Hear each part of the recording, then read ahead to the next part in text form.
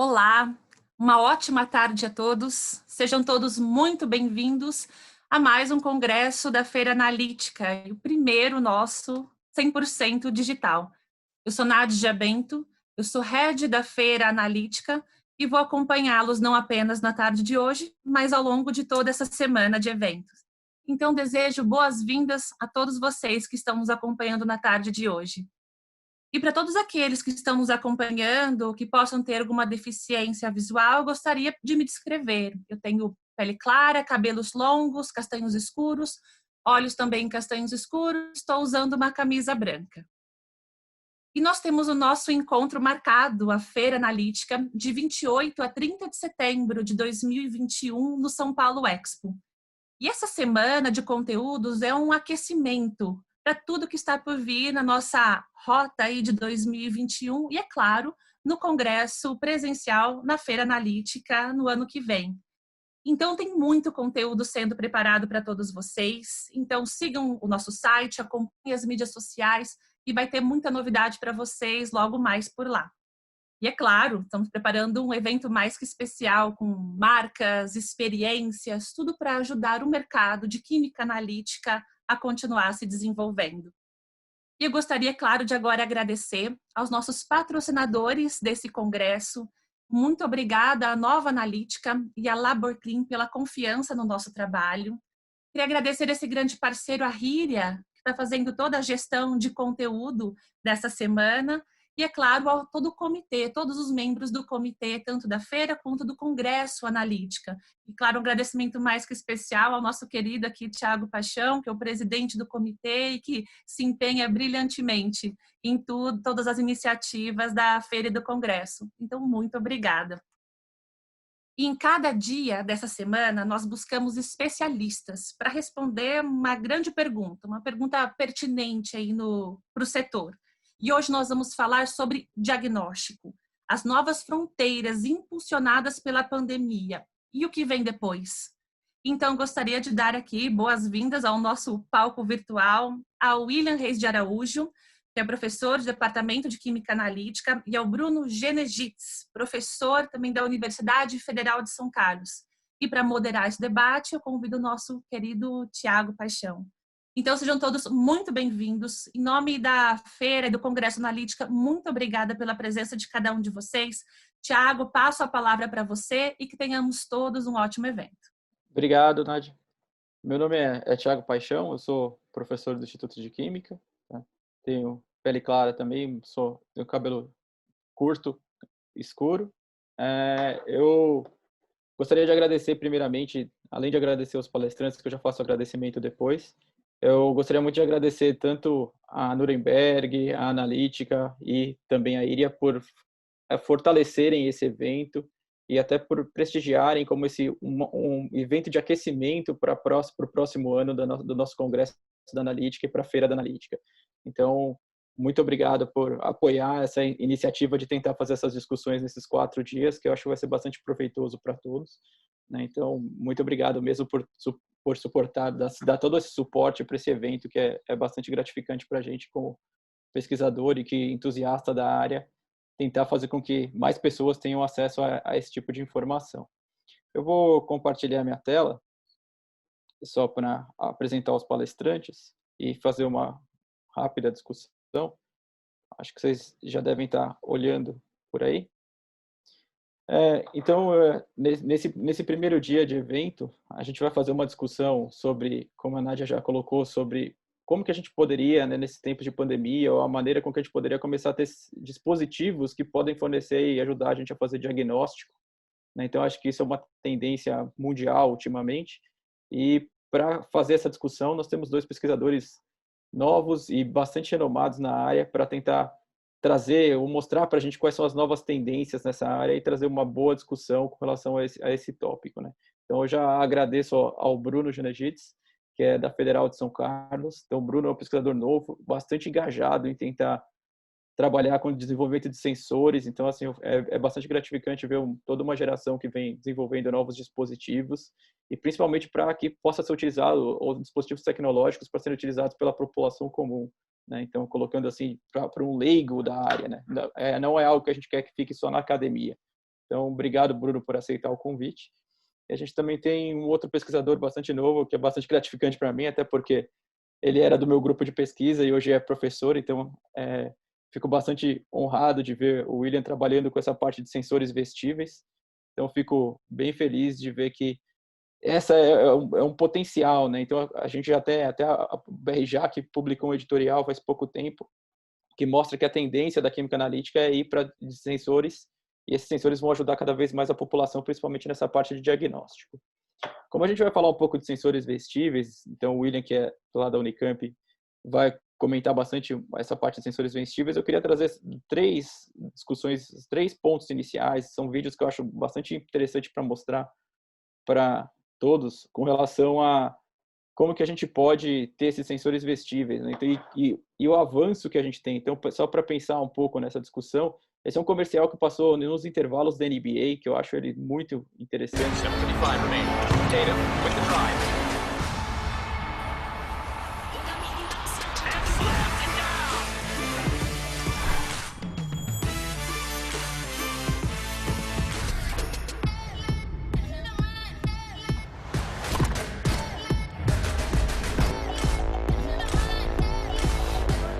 Gatorade studies the best athletes to create the most advanced range of sports fuel. Gatorade, you fuel us, we fuel you. Então, esse comercial é bem rápido, mas mostra uma ideia. Tem um determinado momento, a Serena Williams está ali com um dispositivo, desses dispositivos vestíveis, para tentar monitorar alguma coisa nela, e isso vai se comunicar, né? E até para dar uma outra ideia desse ponto também, tem uma outra parte que mostra exatamente um pouco isso, que é um vídeo também de um grupo dos Estados Unidos, que mostra onde a gente está hoje, né? A gente tem muito dispositivo vestível, esses wearables, e relógios, né? E com o tempo a gente vai passando a ter esses dispositivos que seriam integrados, que vai ser o que o William vai começar a comentar um pouco, na pele das pessoas, para justamente começar a tirar informação para o tópico que a gente vai discutir, que é a história de como que a gente pode utilizar essa informação no futuro, né? Então,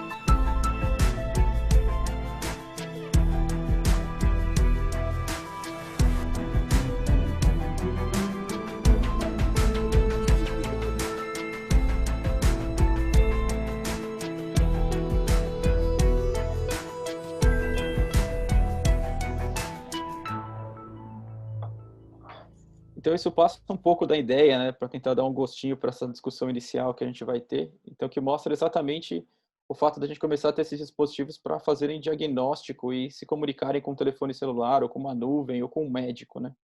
Então, e só para destacar um outro ponto com relação à área comercial, né? Então, isso destaca bastante o mercado, né? Até 2020 o que vem trazendo, né? Então, várias empresas, Apple, Samsung, Xiaomi, Huawei, vem trabalhando e tentando desenvolver dispositivos que são esses que a gente vem conversar aqui, né? Então, essa discussão inicial foi mais para trazer esse aperitivo inicial para a discussão. Aí, agora eu vou passar a palavra para o William fazer algumas considerações e algumas provocações para a gente começar essa discussão de hoje. Depois passo para o Bruno novamente e a gente faz uma abertura de uma grande discussão envolvendo a plateia também. Então, obrigado novamente, William. Obrigado, Bruno. É bastante gratificante poder ter vocês aqui para fazer essa discussão e agradeço mais uma vez. William, agora que você quiser, está com você. Obrigado, Thiago. Bom, boa tarde a todos. Só fazendo uma descrição, tenho pele clara, cabelos escuros, curtos, estou vestindo uma camiseta azul escura e atualmente, tá, como o Thiago comentou, sou professor no Instituto de Química da Unicamp, em que o grupo foca no desenvolvimento de sensores e biosensores portáteis. E uma grande temática que a gente vem trabalhando com um grande empenho é no desenvolvimento de novos métodos de diagnósticos portáteis para auxiliar no desenvolvimento de novas tecnologias para o enfrentamento de diversos tipos de doenças ou diagnósticos clínicos comumente realizados, né? Na apresentação de hoje aqui, para iniciar um pouco da discussão, eu vou compartilhar aqui alguns slides que eu preparei, em que basicamente é simplesmente mostrar um pouquinho com mais detalhes dessas novas tecnologias, né, que o Thiago introduziu nesses vídeos, que é algo bastante recente na ciência em si, né? Então, a parte acadêmica começou a desenvolver nos últimos 10, 15 anos, talvez, e que agora que está chegando no mercado, está se popularizando junto com as tecnologias wearable, né, que são os smartwatches, smartbands, em que temos cada vez mais dispositivos integrados, né? Então, para começar, a ideia é que, então, o grande tema de hoje aqui seria diagnósticos e como que a gente consegue, né, a partir desses diagnósticos, avançar visando a telemetria, ou seja, esse monitoramento remoto, tentar ter essa comunicação por algum tipo de mecanismo Bluetooth, wireless em geral, né, e que possa descentralizar esses testes, que cada vez mais tentamos não depender mais de infraestruturas laboratoriais, hospitais, né, de certa forma, que possa aproximar médico-paciente ou algum tipo de cuidador sem necessariamente ter o contato físico. Então, quando falamos em diagnósticos portáteis, apesar de não termos um aspecto de telemetria, mas dois exemplos clássicos que podem ser ditos seria desde os testes de gravidez e o glicosímetro, em que são exemplos de testes que descentralizaram a necessidade das pessoas terem que realmente ir até um hospital, ir até um centro médico para fazer exames, né? Então, no caso, o teste de gravidez é algo relativamente bem simples. Hoje em dia é uma tecnologia já bastante empregada, né? Em que a partir de um pequeno volume de urina, você pode imerge o dispositivo e com isso é possível ter uma noção de como que qual é a possibilidade, né, de ter a gravidez. No outro exemplo do glicosímetro, é algo que nesse caso até mais amplamente utilizado, e se a gente pensar na importância, se um paciente diabético, toda vez que precisasse fazer o controle dessa glicemia, precisasse realmente ir até um centro médico, a vida seria muito mais difícil hoje em dia. Então, são dispositivos que começaram até fornecer esses insights, né, ter esse feedback e fazer esse monitoramento, esse controle adequado do status da saúde, né, dos indivíduos. Então, se a gente pudesse traçar uma escala, né, em termos de testes diagnósticos, no começo, ou até hoje ainda, de certa forma, ainda temos bastante testes que se dão, né, principalmente via métodos não portáteis, né, eu posso dizer assim. Então, métodos que são baseados ainda numa bancada, um laboratório, e que, a partir de então, esses métodos começaram a sofrer processos de miniaturização, integração, com o avanço de diversos aspectos, né, desde engenharia, a parte eletrônica e os aspectos químicos, podemos começar a ter os dispositivos que podem ser utilizados de forma portáteis, como eu mostrei anteriormente, né, no caso do glicosímetro, por exemplo, que é o exemplo de talvez maior sucesso comercial nesse apelo de diagnóstico. E, hoje em dia, a nossa fronteira já permite que começamos a ter dispositivos que avançam ainda mais nesse sentido de portabilidade, em que agora o próprio indivíduo fazia o teste, mas ele precisaria ter uma tomada de decisão. E essa tomada de decisão, muitas vezes, ela pode ser problemática, porque em alguns aspectos, por exemplo, no caso da diabetes, se o seu nível está acima de um determinado valor estabelecido, o paciente sabe que vai fazer uso de insulina ou algum outro medicamento recomendado. Mas em outros tipos de diagnósticos, se acaba eximindo a necessidade de um médico, que pode ser crítico, né, para essa tomada de decisão. Já quando você pode ter um avanço para um dispositivo que agora você faz o teste, e esse teste pode ser enviado para uma central, para um médico ou para algum tipo de especialista, esse médico pode retornar por uma mensagem de texto, algum tipo de um e-mail, qualquer tipo de informação desejada sobre qual é o procedimento médico adequado naquele caso. Se vai fazer uso do medicamento, qual a dosagem, ou que tipo de terapia que vai ser executada. Isso traz uma relevância médica cada vez maior. Então, a partir do momento que você teve uma primeira etapa de descentralizar, de tornar isso portátil, agora você aumenta essa portabilidade e ainda permite com que você aproxime, não fisicamente, mas digitalmente, né, que é o caso que estamos agora, um paciente com seu médico ou sua junta médica, cuidador, por exemplo, qualquer tipo de especialista que pode ter uma informação mais importante, né, ou ter uma acuidade sobre qual o procedimento adequado a ser tomado. E quando falamos de dispositivos wearable, esses dispositivos nada mais são do que sensores que ficam sobre o corpo, e aqui pode ser no sentido de sobre a pele ou sobre algum utensílio do cotidiano, né?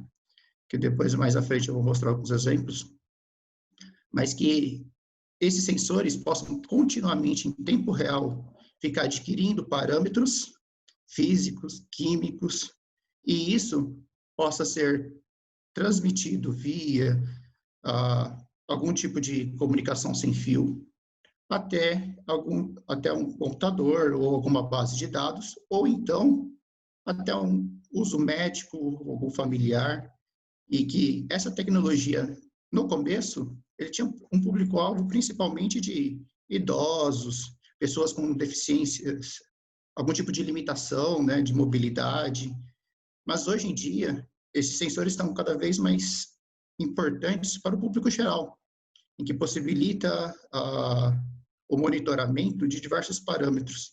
E é essa a ideia que eu queria trazer para a nossa discussão de hoje. Então, quando a gente fala de sensores wearable, em termos de sensores, muitas vezes um público mais leigo, né, pode não ter noção de exatamente que tipo de sensores a gente está falando, mas muitos dos dispositivos comerciais, smartwatch, smart glass, smart bands, eles proporcionam diversos tipos de monitoramento. Em geral, esses monitoramentos são físicos. Eles podem fornecer, em alguns casos, até eletrocardiogramas, medidas de pressão arterial, principalmente detecção de movimento, pressão, em alguns casos, até exposição de radiação UV. Então, nesse caso de sensores físicos, ele tem informações imprescindíveis de você monitorar, por exemplo, se uma pessoa idosa, por exemplo, ou um indivíduo que tem Parkinson, se está se movimentando, se ele está tendo algum tipo de crise, alertar para pessoas fazer uso de um protetor solar, por exemplo, se está tudo bem da parte cardiológica, mas em termos de sensores químicos, a gente teve poucos avanços até cerca de uns 10 anos atrás. Tudo começou nos sensores físicos e principalmente até é difícil estabelecer qual é o marco histórico, né, do surgimento, mas muitos atribuem as viagens da NASA, por exemplo, e que precisava fazer o monitoramento das pessoas, né, em condições adversas. Então, a expedição Apollo, por exemplo, era um desses exemplos. E a partir de então, começou-se a integrar processos de sensoriamento que já existiam, né, na literatura, em que nós aqui, por exemplo, desenvolvemos nosso laboratório muitas das vezes, e tentar integrar isso, compatibilizar isso com dispositivos que possam operar diretamente sobre o corpo. E quando falamos de sensores agora, tanto químicos ou físicos, mas principalmente quando químicos, a gente tem que tomar cuidado com vários aspectos. Então, esses produtos, né, em geral, que pode conter reagentes, diversos tipos de materiais, eles devem ser estáveis, não tóxicos, biocompatíveis, porque senão podemos causar mais danos, né, do que aquilo que a gente realmente quer auxiliar o paciente, né, o usuário. Então, utilizar procedimentos não invasivos ou minimamente invasivos. E, ao mesmo tempo, o nosso corpo, ele sofre diversos tipos de deformações. A pele, por exemplo, é bastante flexível. A gente pode apertar, esticar, sofre alongamento, estiramentos. E se o sensor está sobre essa superfície, ele tem que sofrer esses efeitos também e isso não afetar significativamente sua resposta analítica. Outro aspecto, esses processos, por não serem invasivos, quer dizer que todas as etapas analíticas de monitoramento, coleta de amostra, fazer essa amostragem representativa, fazer todo o processo de análise de forma sem ter um pré-tratamento sofisticado de amostra. Isso introduz diversos aspectos técnicos que antes, numa escala laboratorial, a gente não precisava se preocupar. Poderíamos, muitas vezes, executar etapas analíticas para facilitar essa análise final. Então, associar essas condições com o uso de substâncias não tóxicas e todos esses cuidados que eu comentei, torna um desafio à parte. E é desejável que esse sensor possibilite análise rápida, simples e acurada, né, sobre o corpo da pessoa. Então, ele não limite as atividades cotidianas.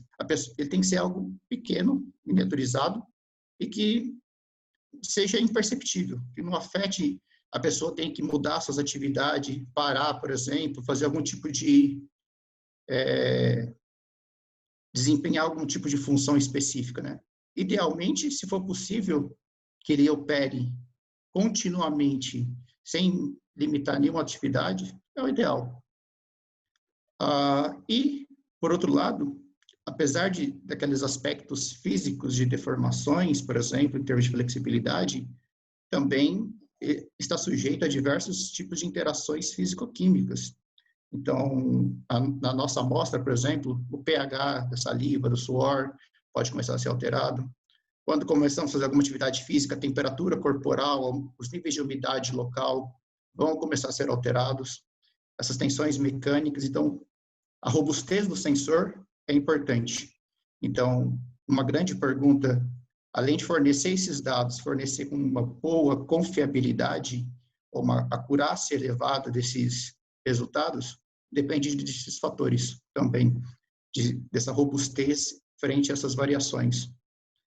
Então, para ilustrar um pouquinho de como esses sensores podem ser fabricados, né, ou como eles podem ser utilizados no dia a dia, podemos ter, como eu mencionei, dispositivos que estão em contato direto com a pele, ou em utensílios que possa pôr em contato com algum tipo de biofluido acessível, como, por exemplo, a saliva.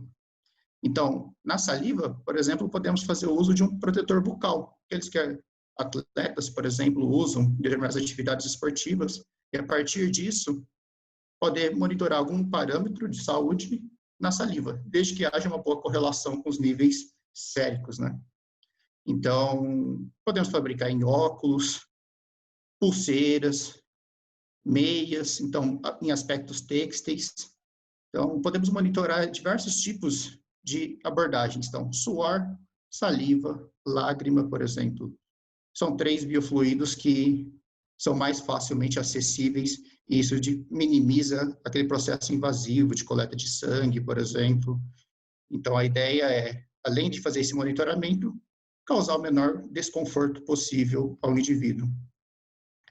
E, para ilustrar, até pelo vídeo que o Thiago mostrou, um exemplo já relatado na literatura, por exemplo, são dispositivos colorimétricos para análise no suor. Então, é possível criar alguns spots, né, pequenos regiões em que podem ser armazenados alguns reagentes químicos específicos, enzimas, alguns materiais biológicos, para que fazer o sensoriamento por meio de uma reação colorimétrica entre a molécula-alvo e aquela espécie que está imobilizada previamente. Então, é possível fabricar esses dispositivos em substratos poliméricos, papel, por exemplo, e que isso a gente possa pôr em contato com a pele. Quando ocorre a transpiração, por microfluidez, né, por capilaridade do material, é possível começar a fazer essa amostragem do volume do biofluido, aqui nesse caso o suor, e ele vai levando para cada uma dessas zonas de detecção, em que pode monitorar lactato, parâmetro da atividade física, né, da quebra de proteínas, o pH, que vai indicar ali acidose ou alcalose, dependendo da atividade física forçada que pode ocorrer, glicose. Então, podemos começar a ter uma ideia de um parâmetro de forma não invasiva, né? Então, quem sabe começar a ter uma alternativa ao glicosímetro. O glicosímetro já ajudou muito frente aos testes há alguns anos atrás, mas ainda causa algum desconforto muitas vezes devido à necessidade de muitas análises, né, que a pessoa pode fazer durante o dia. Então, são diversas pequenas picadinhas na ponta do dedo para pegar ali um volume de sangue, né? Cloreto, que pode ser indicador desde a perda de eletrólitos ou até para exames clínicos também, como a fibrose cística, que o método ouro é a análise de cloreto excretado no suor. Então, por trás de todos esses dispositivos, tem todos os ensaios clássicos de bancada, um laboratório químico, otimizações. Depois de todos os procedimentos, né, que a gente vai tentar otimizar, tentar garantir o funcionamento adequado do dispositivo, que isso se torna algo realmente possível de passar para a próxima etapa, né, avançar para uma análise diretamente sobre o corpo. E a grande vantagem desses tipos de dispositivos no caso colorimétrico, a gente não precisa de um detector sofisticado. É um detector que possivelmente todos aqui têm no bolso. Então, o celular. A câmera do celular permite que a gente adquira uma imagem do teste, da resposta, após determinado tempo, né, estabelecido, em que já foi possível preencher os canais ali com suor e ocorrer a reação. E a partir dessa imagem, obter, através de aplicativos disponíveis no próprio celular, parâmetros de cor. E esses parâmetros de cor permitem que a gente possa correlacionar esses parâmetros com concentração. E a partir do momento que a gente tem essa possibilidade de fazer uma calibração do sensor, isso permite uma análise rápida e direta ali, que já forneça, por exemplo, na tela do celular depois, qual é o resultado daquele exame, nesse caso, diretamente sobre o corpo, né? Nesse caso, no suor. Então, mostrando alguns exemplos a mais desse tipo de dispositivos, então, uma outra proposta, que visa novamente ser um método alternativo ao glicosímetro tradicional, é investir nesses sensores colorimétricos para análise no suor. Então, no suor, em geral, os níveis de glicose são menores do que os níveis encontrados no sangue, mas se trabalhamos adequadamente a faixa de concentrações detectáveis, podemos estabelecer, então, um parâmetro que permita correlacionar depois, através de reações enzimáticas, para garantir a seletividade da análise, encontrar qual é a concentração nesse biofluido. Então, nesse caso aqui, é um material já previamente mobilizado sobre uma estrutura polimérica flexível, que o processo de deformação cotidiano mostrou-se não afetar significativamente a resposta, e é possível fazer essa troca contínua. Então, a partir do momento que você está fazendo algum tipo de atividade física, você fixa esse dispositivo colorimétrico sobre a pele, por exemplo, ali no seu braço. Após alguns minutos, ocorre a liberação, a excreção da glicose, por exemplo, no suor. E a partir dessa reação colorimétrica por imagem capturada pelo celular, é possível, então, a gente correlacionar esse aspecto visual de cor com quais são os níveis de glicose. E com estudos, depois de que correlacionam os níveis de glicose do suor com os níveis séricos, podemos estabelecer uma correlação alternativa ao glicosímetro, por exemplo, para ter esse diagnóstico, né, diretamente totalmente remoto e integrado. Um exemplo que, como alternativa, por exemplo, ainda, agora, aumentando um pouquinho o grau de sofisticação, podemos trocar a detecção colorimétrica por uma detecção eletroquímica. Hoje em dia é possível fabricar sensores eletroquímicos de baixíssimo custo, com materiais bastante acessíveis, e a partir desses materiais, utilizando um circuito eletrônico também flexível e também de custo acessível, assim como o glicosímetro, que tem um circuito eletrônico ali incluído dentro do seu dispositivo, podemos aderir isso sobre a pele e fazer análises diretamente, por exemplo, da glicose, né? Então, o método amperométrico é basicamente o mesmo princípio do glicosímetro, só que agora a gente troca a necessidade de análise de uma gota de sangue por a análise diretamente sobre a pele, em que, nesse caso, ainda temos uma melhoria. Agora, não precisamos fazer com que o paciente tenha que fazer alguma atividade física para começar a transpirar. Se a gente pensar em pessoas idosas, por exemplo, isso pode ser uma limitação, ou pessoas cadeirantes. Então, esse tipo de dispositivo é integrado um conjunto de eletrodos à parte e que pode ser feita uma eletroestimulação da pele. Então, aplicando uma pequena diferença de potencial ali, ou uma corrente, é possível estimular e acontecer um processo que é chamado de iontoforese. E a partir dessa eletroestimulação, ocorre a liberação do fluido intersticial, então, que a gente tem ali sobre a epiderme, e dentre essas moléculas que são estimuladas, né, que são excretadas, é a glicose.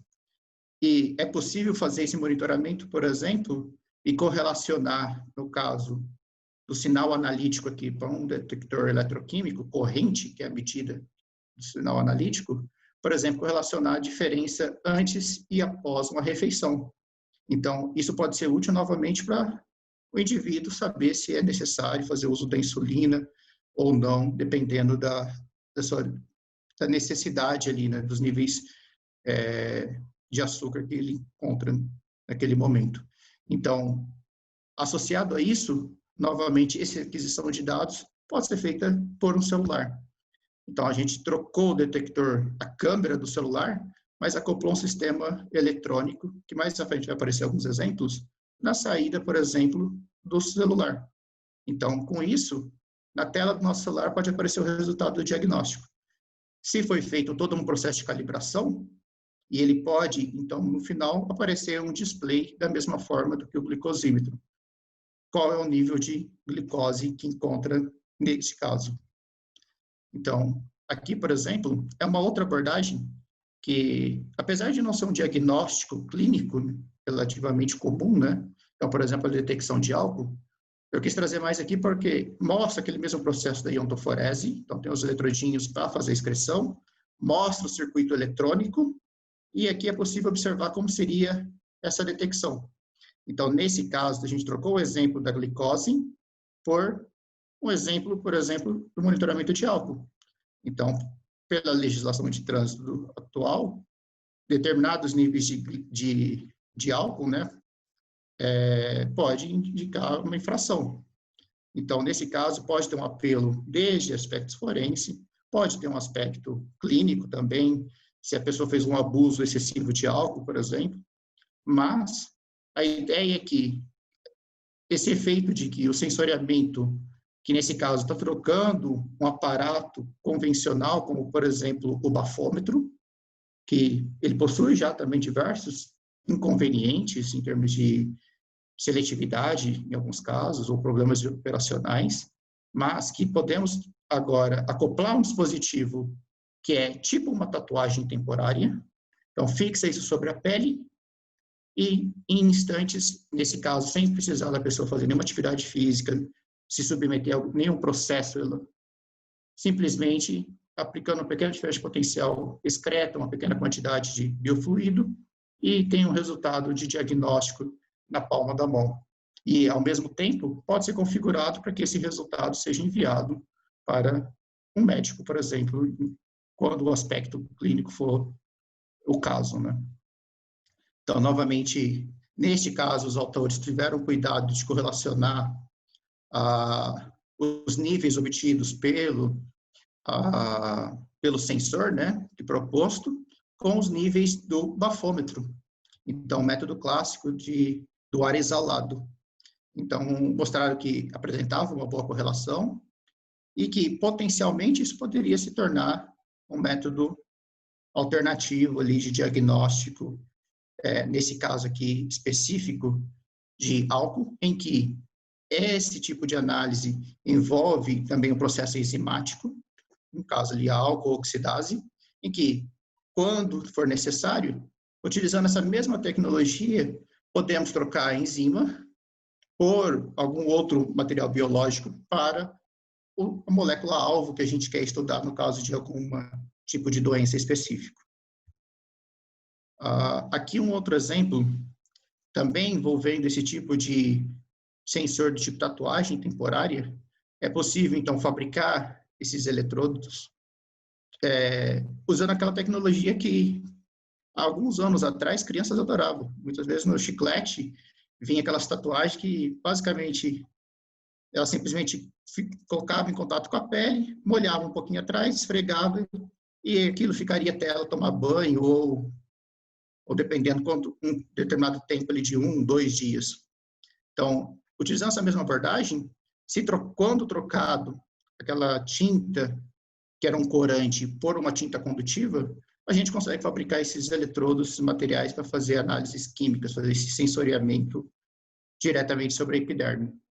Então, nesse caso, era um estudo que visa a detecção de íons metálicos excretados no suor, então, que pode ter um aspecto clínico ou um aspecto mais relacionado a aplicações de esporte, por exemplo, em que é possível correlacionar os níveis de metais ali que são excretados, nesse caso específico focado no zinco, mas que é possível fazer o acompanhamento ali, dependendo da técnica que você usa ou da faixa de estudo, né, diferentes materiais.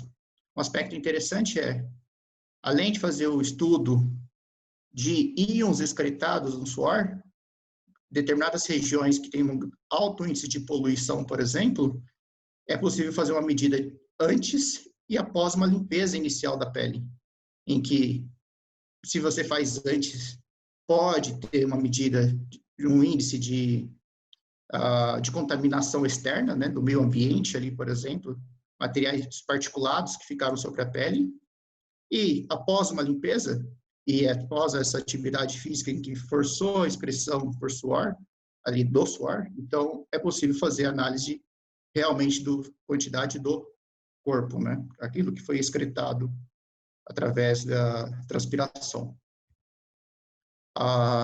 Então, a ideia é que realmente a gente possa facilitar esses tipos de análises em atividades comuns, como, por exemplo, um ciclismo, pegar uma bike e fazer uma caminhada e, ao mesmo tempo, estar monitorando algum tipo de parâmetro de interesse para a saúde. Ou isso pode ser importante, como eu mencionei, para profissionais, né, atletas de alto desempenho, em que as taxas de íons eletrólitos, principalmente, são alteradas drasticamente, e durante atividades prolongadas precisa fazer uso a reposição desses eletrólitos, né, por meio de isotônicos, por exemplo, como o Thiago mostrou naquela propaganda lá até do Gatorade, que é um dos casos, né, específicos. Aqui, então, no caso, são mostrados os resultados obtidos no corpo de 3 indivíduos diferentes, né, então, amostras reais, e que um aspecto interessante, nesse caso, o nosso sinal analítico corrente, ele tem uma proporcionalidade com concentração. Se a gente observar o indivíduo C, por exemplo, ele tem os níveis de corrente superiores aos outros dois. E um aspecto interessante é que, quando perguntado se ele fazia uso de alguma suplementação extra, né, o indivíduo ele realmente usava suplementação. Então, e olhando no rótulo, tinha altos índices de 5. Então, talvez, muito provavelmente, precisa ser investigado melhor, mas isso possa mostrar até para aspectos, né, nutricionais, em que se a pessoa faz o uso, a suplementação com determinados tipos de alimentos, né, então ela pode realmente estar excretando mais ou menos desse componente de acordo com a sua alimentação diária.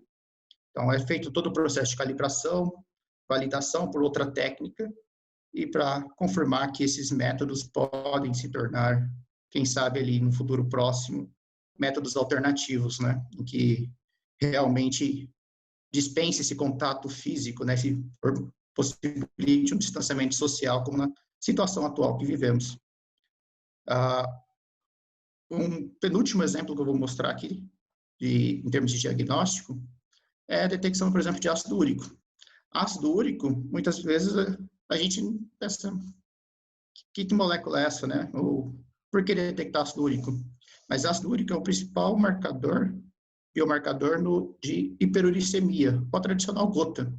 Causa um inchaço, dores crônicas na região das extremidades, por exemplo, do pé.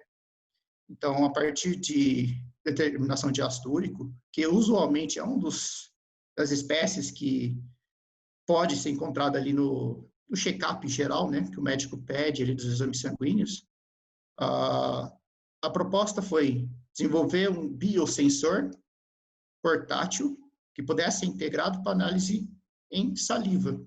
A saliva é um método, é um biofluido mais acessível, né, como a gente tinha comentado lá no começo, e que facilita essa análise por ser facilmente acessível. Então, quando em contato com a boca, se tomado todos os cuidados de higiene para esse produto que você está pondo não causar nenhum tipo de contaminação, não liberar nada que possa entrar no organismo, né? Então, pode ser utilizado como um sensor descartável, ou que ele possa estar ali por algumas horas, monitorando continuamente, e depois descartado para fazer o uso depois de algum tempo, né? Então, depende da abordagem. Mas, dando um pouco mais de ideia, né? Mostrando o aspecto visual do dispositivo, então, aqui são as trilhas condutoras, utilizando materiais de carbono e prata, associado a um dispositivo, um circuito eletrônico para a transmissão de dados, e a superfície do eletrodo tem as modificações necessárias, com mediadores redox, enzimas, para proporcionar todo esse processo de transdução da resposta depois, em que a gente pode ter agora um aspecto, a resposta, né, analítica, que é através dessa conversão da reação química, né, nesse caso bioquímica ali da enzima com o ácido úrico. Então, após todos os estudos, excito, utilizando saliva, faz-se a curva analítica, teste de estabilidade, avalia se o sensor apresenta essa robustez para análises sucessivas. É possível, então, começar a utilizar isso para aspectos clínicos. Se o sensor possibilita a detecção de uma ampla faixa, é possível detectar indivíduos tidos como saudáveis e indivíduos hiperuricêmicos. Então, a faixa de concentração em que foi feita a calibração proporciona que ocorra o monitoramento desses dois tipos de indivíduos. Um aspecto interessante é realmente avaliar, por exemplo, uma evolução, ter um feedback contínuo de um tratamento. Assim como, por exemplo, o glicosímetro fornece a resposta dos níveis de açúcar e a gente faz a tomada de decisão de ingerir a insulina, por exemplo, a ideia é que, a partir dessas respostas, possa ter uma ideia sobre a eficácia daquele medicamento que está sendo feito, aquele protocolo de tratamento. Então, aqui no dia 0, né, tido aqui, o indivíduo hiperuricêmico iniciou um tratamento, tomou a medicação adequada e foi feito um monitoramento ao longo de alguns dias, né? E nota-se que a partir de 4, 5 dias, os níveis de ácido úrico na saliva, ele foi caindo gradativamente até chegar próximo dos níveis tidos como normais a partir de estudos já relatados na literatura. Então, para indivíduos que não teria nesse caso, a gota, por exemplo. E o último exemplo que eu gostaria de mostrar, em termos de diagnóstico, é uma aplicação biológica aqui. Então, no caso de hospitais, por exemplo, um dos grandes problemas que temos são as infecções bacterianas. Então, com isso, aqui até um estudo um pouco antigo da Anvisa, que precisa ser atualizado, mostrava que a Pseudomonas aeruginosa, por exemplo, ela sempre ficava ali entre a quarta e quinta principal tipo de bactéria que causava infecções bacterianas em hospitais. E isso causa um dispêndio, né, de tempo, medicação bastante grande, né? Então, as pessoas que muitas vezes passam por cirurgias ou algum procedimento médico em que o sistema imunológico está comprometido, fica suscetível a ocorrer esse tipo de infecção, por exemplo, né, ou uma reinfecção. Nesse caso, o que a gente tentou desenvolver, e aqui pensando nesse monitoramento de infecções bacterianas, foi a detecção dessa Pseudomonas aeruginosa por meio de um biomarcador, a piocianina. Então, fez-se o estudo eletroquímico desse dispositivo, dessa molécula, né, que era redox ativa, nesse caso proporcionava essa detecção eletroquímica, e a partir de, então, a ideia foi que desenvolvesse um tipo de um band-aid, né, um curativo, que proporcionasse essa análise em feridas expostas, que geralmente é o meio mais fácil de causar essas infecções, né? Já está exposto ao ambiente.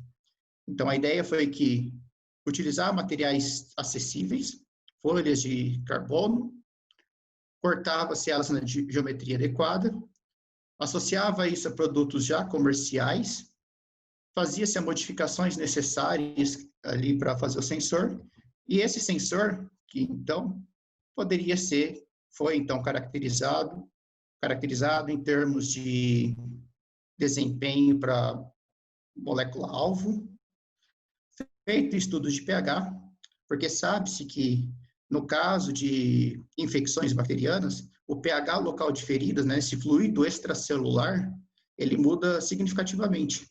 Geralmente fica ali numa faixa de pH 5 a 8, mas se, nesse caso, a resposta da molécula é pH dependente, é importante fazer esse estudo para saber em que região que depois que vamos fazer essa análise. Então, esse aspecto da técnica, né, eletroquímica é um aspecto importante fazer estudo. A partir de, então, é feita a calibração, o que permite a gente monitorar esse biomarcador diretamente sobre a epiderme, ali, no caso, uma ferida, em que a purulência, né, que pode ser tira dependendo do nível da infecção. Um trabalho prévio que a gente tinha já mostrava que esse tipo de sensor proporcionava a detecção e uma boa correlação entre os níveis de CFU, né, que são as unidades de colônias formadoras, e o sinal eletroquímico que a gente tinha. Então, a partir desse ponto, foi possível fazer uma correlação, uma calibração da quantidade e até um monitoramento contínuo, né, para monitorar a evolução de uma infecção, o crescimento dessas cepas de bactérias. Então, feitas todas as caracterizações, foi possível observar que era possível detectar a partir de 10 a 2 colônias formadoras, né, o que isso representa estágios iniciais da infecção por essa bactéria. E, por fim, já que a gente está numa grande temática de COVID, trazendo um resultado ainda inédito, em parceria com a Universidade da Pensilvânia, o grupo está desenvolvendo um dispositivo, um biosensor para diagnóstico do COVID. Então, a ideia é que possa usar as metodologias já empregadas para os métodos clássicos de PCR, por exemplo.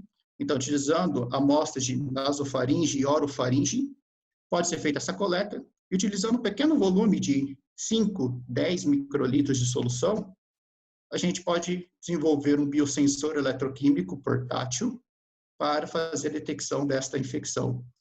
Então, no primeiro momento, trabalhamos com equipamentos de bancada, posteriormente, utilizando já dispositivos comerciais integrados ao celular, foi possível fazer essa detecção também de uma forma agora que permite essa descentralização dos testes, né? Então, para isso, foi feita toda uma calibração, E, nesse caso, a estratégia foi utilizar um agente de reconhecimento, nesse caso, para as spike protein, que são as proteínas, aqui nesse caso, externas, né, e que estão no grupo de entrada nas células humanas. Feita a calibração, uma faixa bastante ampla e com uma concentração bastante baixa, da ordem de 100 femtogramas por ml até 100 nanogramas por ml. Fez estudos com amostras de vírus inativado, em que foi possível observar essa calibração. E, quando aplicado em amostras de indivíduos, de amostras coletadas, né, do hospital, nesse caso lá da UPenn, após a aprovação de protocolo, foi comparado a performance desse dispositivo frente ao método clássico de RT-PCR. Então, nesse caso, o dispositivo apresentou uma sensibilidade bastante legal, né, para uma aplicação em 35 amostras. Então, apenas uma de 27 amostras positivas ele não foi possível detectar. Então, mais de 96% das amostras ele acertou. E o mais importante de tudo, nesse caso, é a especificidade. Então, ele sempre acertou 100% das vezes. Então, a sensibilidade foi adequada para estágios desde iniciais e também possibilitou essa detecção neste caso. E já que temos esses dispositivos portáteis em materiais acessíveis, né, um chipzinho, por que não começar a pensar em utilizar isso como wearable? Então, a necessidade atual nos leva a fazer o uso de máscara, o que é imprescindível para tentar conter essa disseminação, e se integrarmos os sensores eletroquímicos nessa máscara, associar depois algum tipo de circuito eletrônico externo que pudesse transmitir isso para o celular. Então, essa é a próxima etapa aí do desafio que estamos executando. Bom, para não prolongar mais, a ideia que eu gostaria de passar, que estamos avançando, né? A nossa ciência mundial tem avançado no biosensoriamento, desenvolver estratégias diagnósticos robustos, né? Métodos bastante seletivos e sensíveis para essas análises clínicas de diferentes espécies, diferentes tipos de demandas, né? E que, então, é imprescindível essa integração, né, com circuitos eletrônicos ou algum tipo de... para permitir essa transdução e envio das informações diretamente ao paciente ou ao médico para tomada de decisão. E que, sem sombra de dúvidas, né, essas tecnologias que estão sendo desenvolvidas agora vão ser ainda eficazes, né, vão auxiliar nesse enfrentamento da pandemia e, com certeza, deve auxiliar, né, em etapas futuras de próximas endemias, pandemias, nesse caso, que futuramente possa cometer, né. Então, gostaria de encerrar aqui e passo a palavra novamente ao Thiago. Agradeço novamente o convite, a oportunidade de estar falando aqui pela Analítica e obrigado novamente a todos. Obrigado, William, pelas considerações, foram muito importantes, e dá para ver o potencial que a gente tem desse tipo de tecnologia, desse tipo de dispositivo, né? Então, depois eu abro a palavra para a gente começar a fazer algumas discussões, entender um pouco melhor sobre até os dispositivos e como que isso pode levar a gente no futuro a resolver algum problema. Agora eu passo a palavra para o Bruno. Então, o Bruno faz mais os comentários adicionais de como esses sensores ainda podem ajudar a gente de uma outra forma, e aí a gente abre para uma grande discussão aqui, levando em consideração também as perguntas de quem está assistindo. Bruno, obrigado novamente por ter aceitado o convite, né? É um grande prazer poder ter você por aqui também para poder discutir e abrilhantar também essa tarde, esse final de tarde aí para todo mundo. Obrigado. Obrigado, Thiago, pelo convite, e agradeço a feira Congresso Analítico Online pelo convite, né? Eu sou Bruno Campos Genegitz, eu também tenho pele clara, estou usando barba rala, meu cabelo é curto, tá? Umas entradas bem consideráveis, já chegando aos 40 anos. E tenho altura mais ou menos para 1,80 de altura, mais ou menos. Então, vou falar um pouquinho sobre biosensores. Eu vou fazer aqui a transmissão da minha tela para facilitar vocês. Agora aqui, deixa eu colocar no começo. Então, Tudo certo, Joaquim. beleza. Tem aqui o QR Code do nosso grupo de pesquisa para quem quiser acompanhar no Facebook e no Instagram. Sempre fazemos discussões científicas, publicamos os trabalhos do nosso grupo. Esse mês passado fez 5 anos que nós estamos com um grupo de pesquisa no campus de Araras, né? Toda a minha formação foi feita na Universidade Federal de São Carlos, campus de São Carlos, e aí eu acabei fazendo a migração para Araras, onde eu tenho um posto de professor de Química Analítica, né? Então, eu gostaria de falar um pouquinho de biosensores. O William já explicou de maneira bem interessante, então vou passar rapidamente aqui, mas lembrando já que o William também já levantou aqui, os biosensores mais conhecidos que nós temos é o biosensor de glicose, né? Estou usando o glicosímetro. Essa semana eu vi na Discovery Home Health o que você já fica, né? Que ele fica no braço e aí de tempos em tempos ele vai fazendo, você só aproxima o equipamento, né? E acho que próximos anos acho que vai só aproximar um celular, e acredito eu, igual o William já falou brilhantemente sobre o wearable, sobre os vestíveis, e acho que essa realmente é uma tendência e espero que não seja só para glicose, né? Esperamos nós aqui, nós três, né? Eu, William, Thiago, trabalhamos com essa área, que mais tipos de sensores dessa maneira cheguem ao mercado, né? Eu vou falar um pouquinho de mercado também. A Europa e os Estados Unidos já bate muito nisso, já o mercado tem crescido muito. Vou falar um pouquinho também, Canadá já tem feito bastante, um avanço muito considerável nessa área e fala que o investimento vai ser cada vez maior. Eu acho que o nosso foco de anos, né, já sempre foi desenvolvimento de sensores e agora a gente está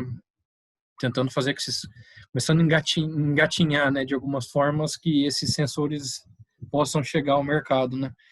Semana passada eu estava numa banca de PIP, FAPESP, e aí um dos diretores da FAPESP falou uma frase interessante que eu acho que serve para incentivo nosso aqui e para quem está assistindo, né. Se falava muito até mais ou menos começo das décadas de 2010, né. Até ali se falava muito em pesquisa, não se falava em inovação. E ele resumiu rapidamente o que é pesquisa e o que é inovação, e eu acho que é bacana. Pesquisa é você transformar dinheiro em conhecimento. Mas na área de humanas a pessoa não tem investimento. Tem a bolsa dela, o salário, isso é transformar investimento em conhecimento. Agora o que a gente está começando a encaminhar isso é transformar conhecimento em dinheiro, que aí é inovação. Então, a gente tem que começar a pensar na inovação, transformar, então, conhecimento e transformar isso em dinheiro, né? Porque eu acho que o grande foco das universidades agora é transformar formadores de opinião, pessoas que são qualificadas para o mercado de trabalho. Sim, acredito que os próximos mestres e doutores vão enfrentar um outro mercado diferente do nosso, e é um mercado muito amplo, que dá para se ganhar muito dinheiro, se consegue desenvolver muita pesquisa, vai fazer muita inovação e já vai entrar diretamente no mercado. Eu acho que esse é o intuito da nova geração de pessoas que trabalham com desenvolvimento de sensores e biosensores. Eu acho que é um incentivo, acho que as outras áreas também têm que repensar isso. Acho que uma feira como essa é um local legal para a gente começar a discutir isso e tentar incentivar a molecada para, quanto mais inovadores tivermos, menos dependência do mercado chinês para comprar esses sensores, menos dependência de Estados Unidos para a gente comprar esses tipos de análise. E aí eu acho que cabe muito a gente, como formadores de opinião, tentar incentivar isso. E eu acho que basicamente sensor entra nisso também, biosensor também, né? O sensor, ele não tem um material biológico, ele só detecta. Então, o biosensor, eu falo sempre, eu coloco um slide falando que é um biosensor, mas eu falo do sensor eletroquímico, que é a minha área de prazer. Eu gosto muito de desenvolver sensores eletroquímicos. Isso poderia ser igual o William já apresentou, o colorimétrico. Vou apresentar no finalzinho também um exemplo de colorimétrico que vocês têm visto bastante nos últimos meses.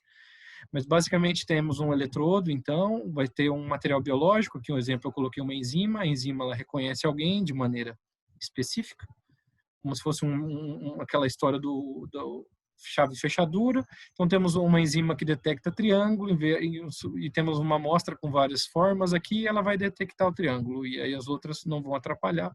E vou ter e quando eu faço esse reconhecimento do triângulo, eu transformo isso num sinal mensurável. No caso meu, na minha linha de trabalho, nos meus alunos, a gente trabalha com conversão eletroquímica. Então temos então a formação do sinal eletroquímico e aí hoje a gente tem um equipamento que chama potenciostato, mas estamos encaminhando para potenciostatos cada vez mais baratos e com microchips, igual o William já mostrou, e a gente tentar futuramente trabalhar tudo já com um pequeno equipamento que se acople ao celular ou já mesmo fique algo descartável que já não tenha um custo elevado, né?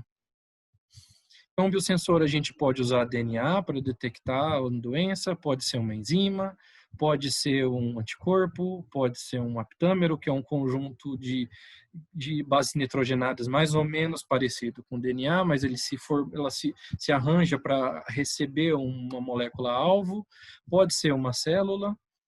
Aí a resposta pode ser corrente, pode ser impedância, eletroquímica ou elétrica, pode ser calor, pode ser massa, pode ser cor.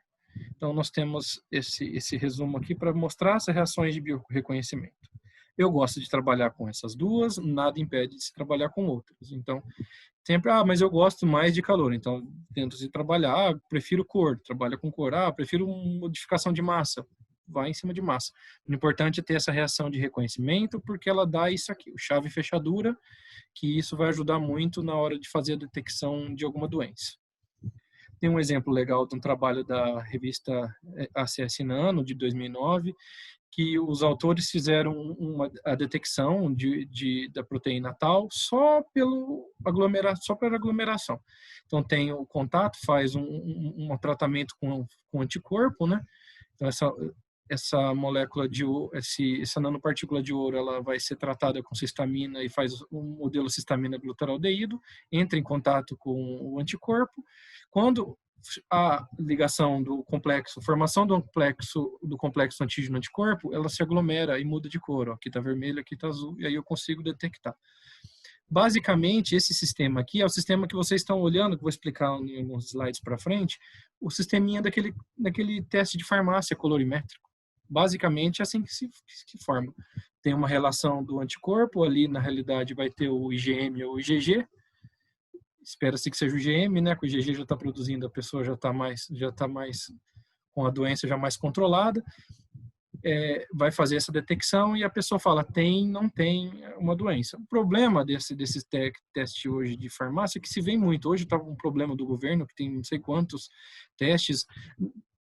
Não é bom ou mal, é que o teste ele tem uma duração curta mesmo. Então, se comprou, demorou muito para comprar, é legal essa discussão, mas até você fazer a passagem, porque o processo de importação é lento, para você distribuir não é tão simples, então isso que temos que ver. Se a gente tivesse já centros no Brasil produzindo isso em larga escala, tem alguns pequenos com pouco. Se estivesse produzindo isso em larga escala, esses testes já teriam muito mais baratos que já estão e já seria muito mais fácil da população chegar. Mas isso depende de desenvolvimento de pessoas. Então, precisamos de pessoas formadas para isso, para desenvolver, para criar empresas que sejam de baixo custo e aí que consigam ganhar dinheiro e que, igual o William já falou, a gente vai tentar enfrentar uma próxima endemia, uma próxima pandemia de maneira muito mais suave, né? Eu falo, nós já temos desenvolvimento de sensores e biosensores, sistemas de detecção mais baratos e mais interessantes. A gente vai ter sistemas mais baratos e mais interessantes a custo muito baixo e dentro do nosso mercado. Então, a gente vai se satisfazer porque nós temos uma população grande. Nós temos mais de 200 milhões de habitantes. Então, só aqui já tem um mercado consumidor elevadíssimo. Mas podemos exportar. Tomara, mas se a gente já tiver para consumo interno, já está lindo.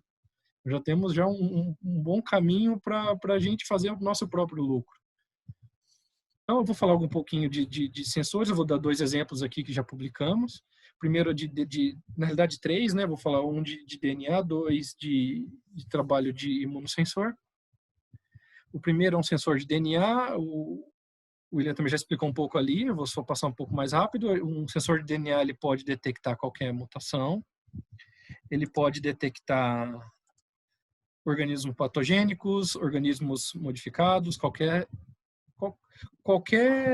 sequência relevante, qualquer DNA, qualquer composto que tiver, qualquer ser vivo que tiver DNA, que tem, né, RNA ou DNA, a gente consegue detectar. Então, como isso funciona? A gente tem uma fita simples, que é a sonda de captura, ela vai ficar imobilizada na superfície do nosso sensor, então, como se fosse uma varinha de pescar, ela pesca para a gente. Ela vai pescar quem? A sequência alvo. Então, tem a captura e o alvo. A captura é que vai capturar mesmo. Então, tem a varinha de pescar e aqui seria o peixinho.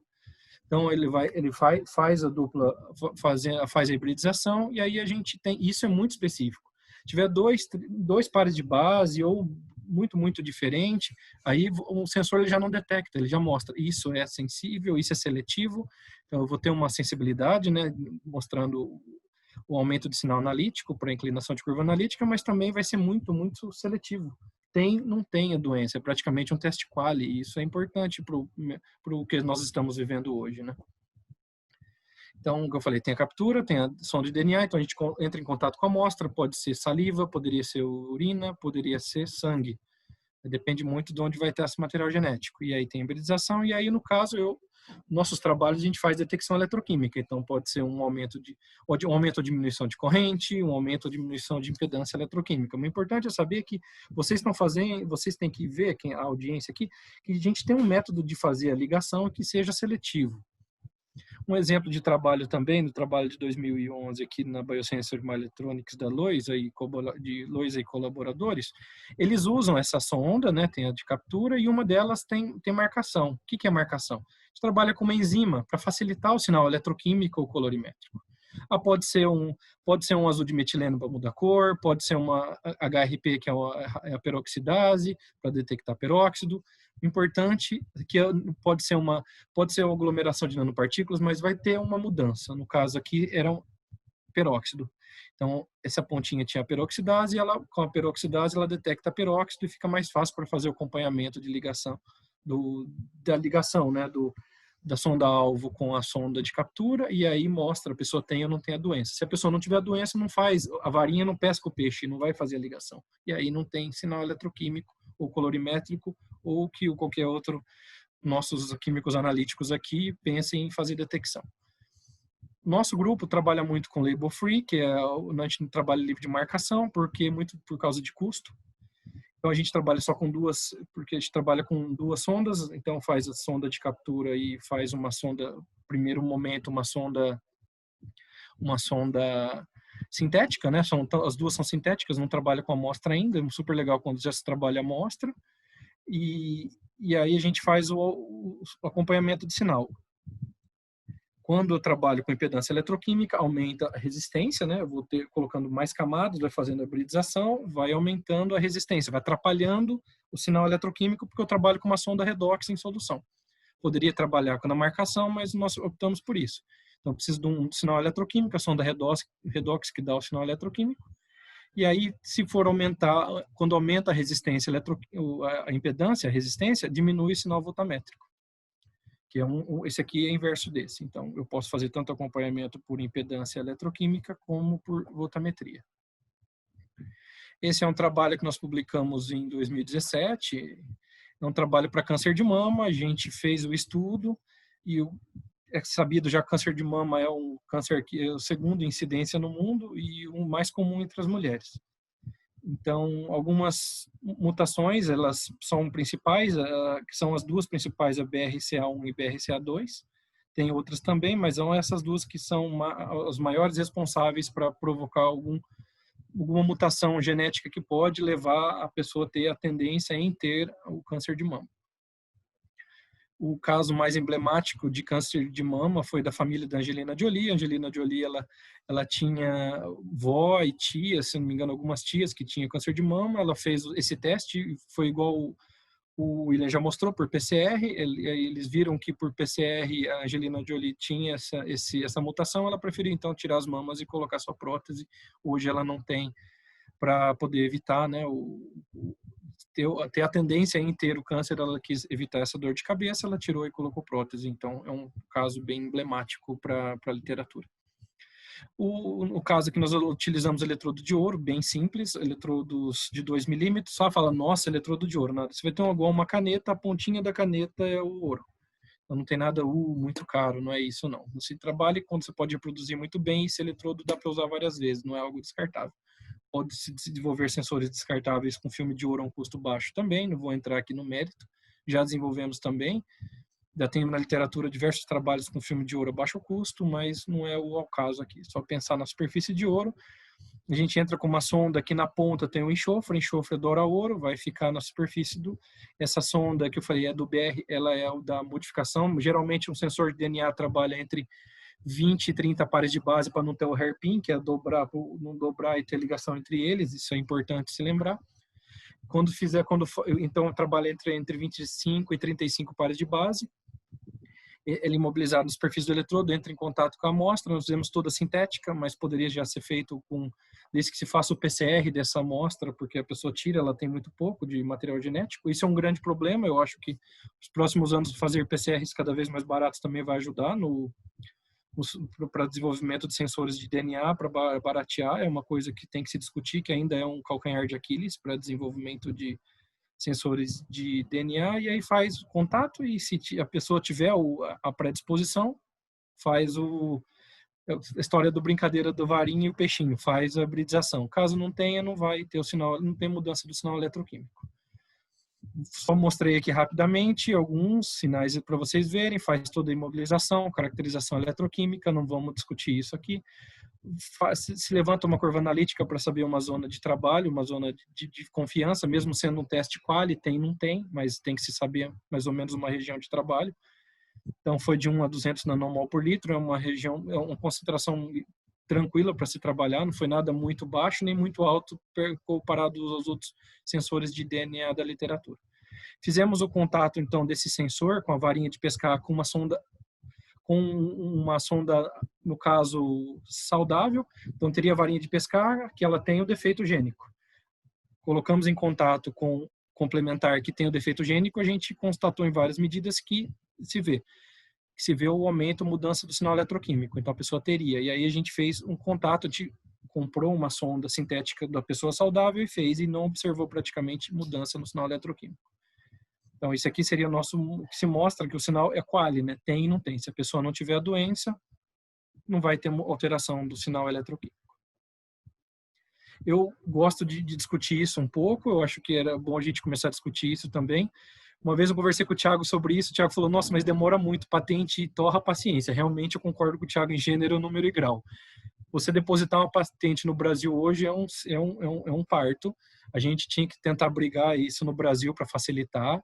Uma patente demora cerca de 2 anos quase para ela virar o depósito, para depois ainda ela ser tida como patente, mas quando nesse ponto aqui você já tem o depósito, já tem algo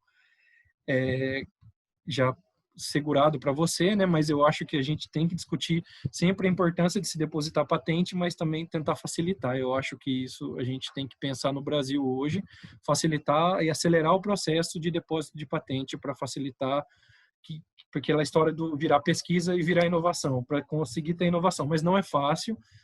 Eu tenho algumas patentes depositadas e eu falo, não é simples, já trabalhei com agências de inovação da USP, da Unicamp e da UFSCar. São tidas como agências de inovação teoricamente boas e rápidas.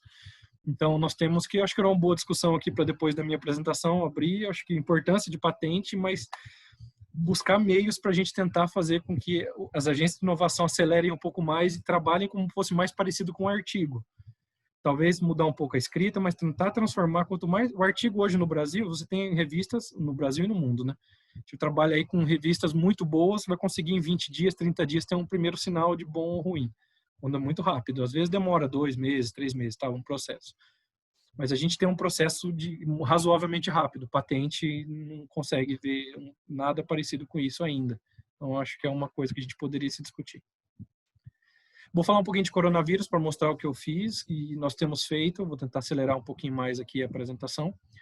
Mas nós estamos acostumados com as siglas. O coronavírus, ele provoca a COVID, tá? Legal vocês lembrarem disso. Algumas pessoas colocam o COVID, é sempre lembrar a COVID. E é legal ver isso porque foi por causa da doença, e ele provoca a síndrome respiratória do Oriente Médio, que é MERS, e a síndrome respiratória aguda grave, SARS, que são as doenças que ela promove, né? O vírus, ele é algo muito interessante, está sendo muito estudado nesse ano, né? Foi rápido, pegou em novembro, foi em novembro e dezembro de 2019, por isso que chama Covid-19, e aí temos algumas partes que são interessantes para a gente fazer a detecção do vírus.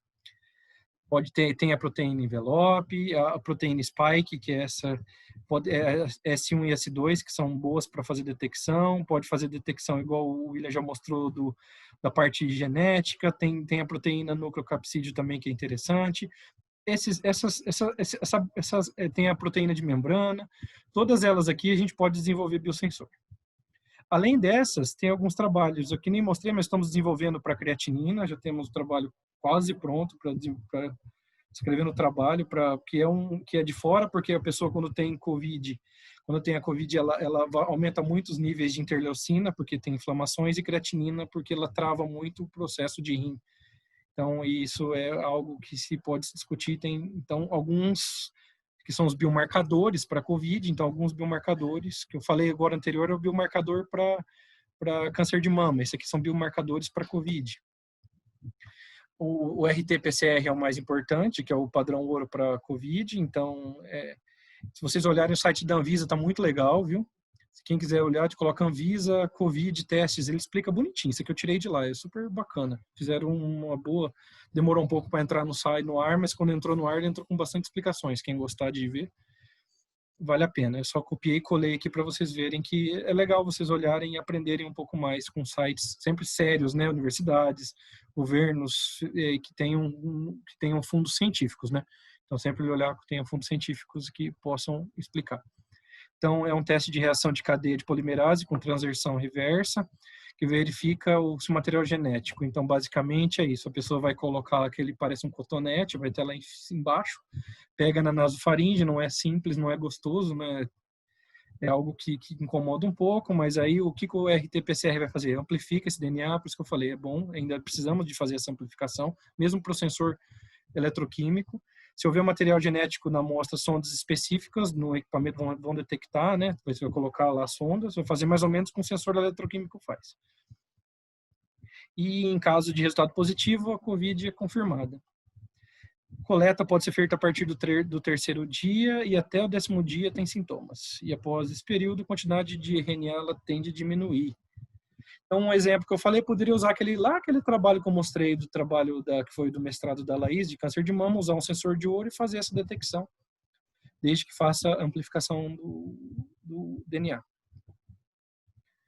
Sorologia, nossa, muita gente está batendo muito, a sorologia tem um porcentagem de erro, ela está entre 70% e 80% de confiança, mas, gente, é um teste rápido. Se a gente conseguir desenvolver cada vez mais testes assim, eu acho que a gente vai chegar no mercado e vai conseguir ter testes bons e conseguir esses testes de maneira muito eficaz. Detecção, esses testes geralmente pegam os anticorpos, então pega o IgA, IgM, IgG, de pessoas que estão expostas ao vírus. Ele pode ser realizado, esse é um grande problema, após 10 dias, porque tem que ter o início do sintoma. A produção de anticorpos só acontece depois desse período. Então, alguns entendem que dá para fazer quimiluminescência, dá para fazer eletroquímico, dá para fazer colorimétrico. Isso aqui muito por causa desse gráfico aqui. Então, o gráfico ele vai aumentar, a pessoa que tem o vírus, a carga viral, o antígeno, que são aqueles está aumentando a concentração do vírus dentro do corpo. Então, aquele monte que eu mostrei aqui, vários desses aqui estão se reproduzindo, então aumenta muito. Então, vai ter um aumento consideravelmente, por isso que é legal, o William já falou que o RT-PCR é super importante, é super interessante de se fazer, ou algo parecido que use, né? Por causa disso, porque lá pro 10º dia a pessoa começa a produzir o IgM, e aí depois vai produzir IgG. Então, quando eu uso esse teste colorimétrico, já passou tudo isso aqui, né? Já passou um grande tempo, e isso pode ser algo, se uma pessoa que tem comorbidade, ou tem uma pessoa que tem algum problema, ela pode já ter graves, pode ter uma gravidade na doença, pode ter já se a pessoa não está bem com carga de anticorpos alta, ela vai ter pode ser prejudicial, né? Então, eu vou falar um pouquinho então dos anticorpos. Os anticorpos são glicoproteínas. Elas são presentes no plasma, em secreções, elas atacam os vírus e bactérias, elas são muito interessantes, têm esse formato de Y, e elas aqui que ajudam, né, no combate das doenças. Então, a gente usa essa brincadeira aqui de antígeno-anticorpo para fazer detecção. Então, a gente faz, no caso, eu vou trabalhar com o sistema antígeno-anticorpo e faço imunossensores eletroquímicos. Então, a relação antígeno-anticorpo para fazer essa detecção e são aplicados, no caso nosso, para fazer medidas, acabei de dizer aqui no próprio nome, medidas eletroquímicas. Alto sinal analítico, são dispositivos que podem ser descartáveis, seletivos e podem ser usados, então, no caso aqui, pode usar também para um monte de coisa que não seja médica, mas geralmente se usa para análises médicas. Alguns exemplos de imunossensores de sanduíche, que nós precisamos de 2 anticorpos, um deles com marcação. Posso trabalhar com imunossensor competitivo e, no caso, a competição é com antígeno com marcação, ou trabalho label free, que eu já expliquei no caso anterior de DNA, e aqui a gente usa também, que a gente usa uma sonda eletroquímica que faz a relação complexo antígeno-anticorpo. Quando forma o complexo antígeno-anticorpo, aumenta a resistência, baixa o sinal voltamétrico. Um outro trabalho que eu queria mostrar é o trabalho da Gabriela. A Gabriela fez um trabalho para Parkinson. O Parkinson é uma doença que atinge a população de 5 milhões de pessoas no mundo. O diagnóstico precoce pode ajudar e a doença de Parkinson está muito relacionada com a formação de corpos de Levy. Tem-se na literatura que a proteína DJ1 ela provoca o aumento de formação de corpos de Levy, que daí atrapalha a sinapse e a pessoa começa a ter a tremedeira. E abaixa a concentração de dopamina. E esses dois aqui são biomarcadores que mostram, e quando acontecem essas duas coisas aqui, a pessoa tem a tendência em desenvolver Parkinson. Então, a gente fez um sensor, eu não vou discutir aqui sobre o sensor, a gente fez um sensor para dopamina com esse mesmo sensor, que é um sensor de platina, e a gente fez também para detectar a proteína DJ1. Faz, então, toda uma ligação química até chegar numa ligação com o anticorpo. O anticorpo ele vai enxergar o antígeno. O antígeno, nesse caso que eu falei, é a proteína DJ1, então a gente tem que o anticorpo anti-DJ1. Então, essa formação ela vai mudar o sinal eletroquímico. No caso, como eu já disse em slides anteriores, aumenta a resistência. Então, aumentou a resistência, depois de todos os estudos eletroquímicos, faz toda a caracterização, a gente mostra várias medidas eletroquímicas para mostrar que isso funciona, e chega na curva analítica, que é algo parecido com isso. Observou, então, um aumento de 40 nanogramas a 150 nanogramas por ml. A pessoa que tem acima de 120 nanogramas por ml, ela já tem uma chance de desenvolver o Parkinson, então está dentro do que esperado. Já falei sobre patentes, esse aqui também a gente depositou. A gente forçou a barra um pouco aqui, a gente conseguiu um pouco mais rápido essa, mas foi também um pouco demorado. Então, a estratégia 2 que eu poderia falar para a COVID é fazer igual o sistema de colorimétrico lá e usar um antígeno, por exemplo, o anti-S que está na espícula do vírus, né? Então, pegar o anti-S e o S. Quando a pessoa que vai ter isso no sangue, quando tem o S, a gente não vai ter esse vírus no sangue se não tiver o coronavírus. Então, seria algo muito seletivo e sensível, né?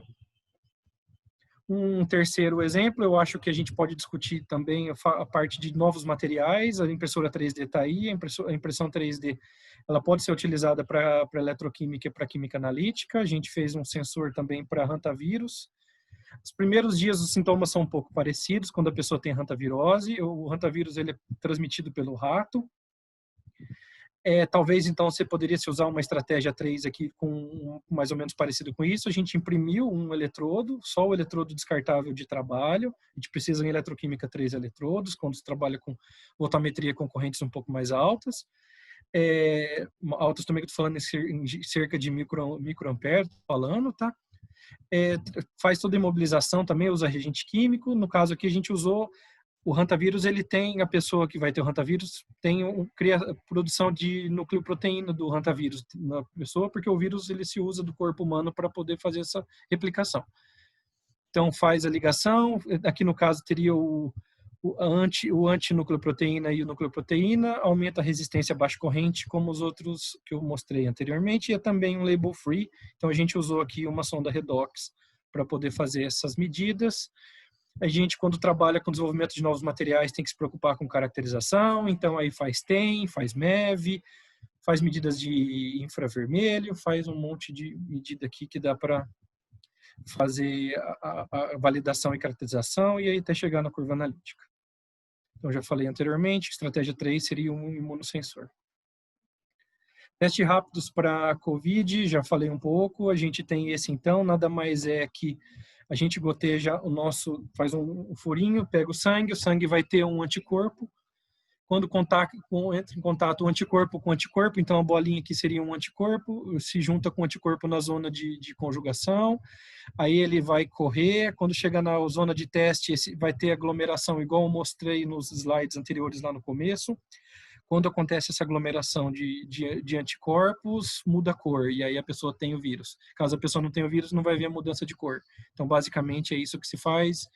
Eu acho que tem problemas esses testes, mas são testes que vão ficar por muito tempo, e eu acho que, como o William já disse, testes rápidos, baratos, para a gente conseguir fazer com que o nosso mercado agite, nós conseguimos deixar o lucro aqui com esses testes, deixar o lucro no Brasil. Né? Mostrando alguns mercados, chegou em 1 bilhão em dólar americano, estou falando, viu, gente? 1 bilhão em 2017, esse valor vai praticamente dobrar só no Canadá. Então, isso para 2027 é coisa alta. Basicamente, é mais médico, mas as outras áreas a gente pode ver. Alimentação, agricultura, então temos outras que podem usar os biosensores. China. A porcentagem aqui de testes, geralmente, vocês vão ver que é para point of care, para medicina, mas os outros já tem outros laboratórios, defesa, já temos biodefesa, outros mercados que já se usam disso. A tendência é cerca de 21 bilhões movimentados de dólar esse ano. Então é algo muito grande. Eu acredito que isso aqui foi antes da pandemia, porque eu estava olhando, e depois da pandemia com certeza foi maior, porque movimentou muito o mercado de biosensor por causa desses testes que o João William falou de RT-PCR, esse colorimétrico que eu mostrei. 2024 a tendência é chegar na casa de 30, eu vi uns sites falando em 32 ou até 37 bilhões de dólares no mercado mundial. Então é algo muito grande. Conclusão, então, para fechar a minha apresentação. Desculpe, foi um pouco extenso, para não ficar mais cansativo, mas eu tentei acelerar um pouquinho no final. Acho que é possível preparar com biosensores de baixo custo. Já, tanto na minha apresentação com do William a gente mostrou isso. Covid pode ser detectado por várias alternativas. Temos que pensar nisso, levantar as discussões de pandemia para as próximas doenças que nós estejamos preparados. Demanda por teste de baixo custo vai aumentar muito por causa da Covid, então nos próximos anos vai ser um mercado interessante. É uma bandeira que eu tento levantar, a ciência tem ganhado esse espaço, a gente tem que aproveitar esse espaço de ciência.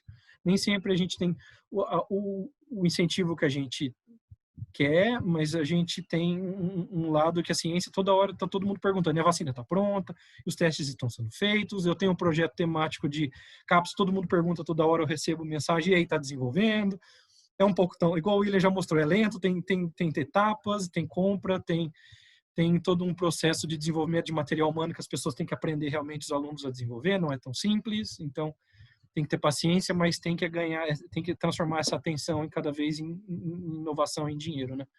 Então, agradeço a Analítica pela oportunidade de falar, ao FSCar, o meu laboratório, sem os meus meninos eu não faço nada, meninos e meninas, tá? Meu laboratório tem mais meninas que meninos, o talento está mais ou menos 60-40, 70-30, sempre com mais mulheres, tá?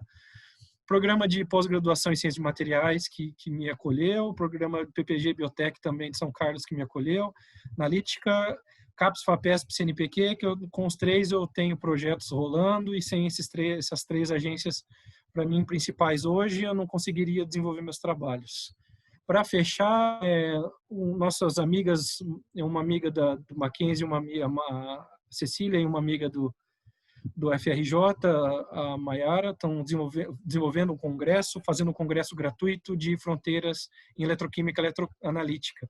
e vai ser especificamente para mulheres esse evento. Homens estão convidados, muito convidados, todo mundo pode participar, assistir, perguntar muito para elas, mas elas que vão apresentar. Então temos palestras nacionais e internacionais já confirmadas, então aproveitem. Vai ser no dia 11 e 12 de fevereiro, só colocar Fronteiras em Eletroquímica e Eletroanalítica no Google, vocês vão já entrar no site. Façam inscrição, aproveitem, vamos